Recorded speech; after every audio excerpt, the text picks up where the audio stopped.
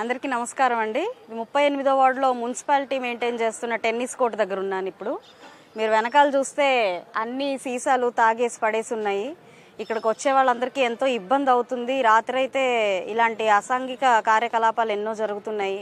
ఇక్కడ కనీసం ఒక గేటు, కాంపౌండ్ వాళ్ళకి గేట్లు లేవు. కాబట్టి బయట నుంచి రకరకాల వాళ్ళు ఇలా హ్యాబిట్ ఉన్న వాళ్ళందరూ వచ్చి ఇక్కడ చాలా న్యూసెన్స్ క్రియేట్ చేస్తున్నారని ఇక్కడ ఆడుకునే ప్లేయర్స్ అందరూ చెప్తున్నారు. అలాగే దీని పక్కనే ఆనుకునే రైతు బజార్ ఉందండి. ఆ రైతు బజార్లో ఎంతోమంది లేడీస్ వెండర్స్ ఉన్నారు. వాళ్ళు కూడా ఎంతో అసౌకర్యంగా, ఇబ్బందికరంగా వాళ్ళు ఫీల్ అవుతున్నామని వాళ్ళు కంప్లైంట్ ఇస్తున్నారు.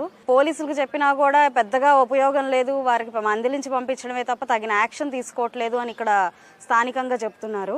ఖచ్చితంగా ఇలాంటి సమస్యలన్నింటినీ అడ్రస్ చేస్తూ మన ప్రభుత్వం రాగానే ఇలాంటి అసాంఘిక కార్యకలాపాలన్నింటినీ అరికట్టే విధంగా మా పనితీరు ఉంటుందని ఈ పర్యటన ద్వారా ప్రతి ఒక్కరికి చెప్పదలుచుకున్నాను.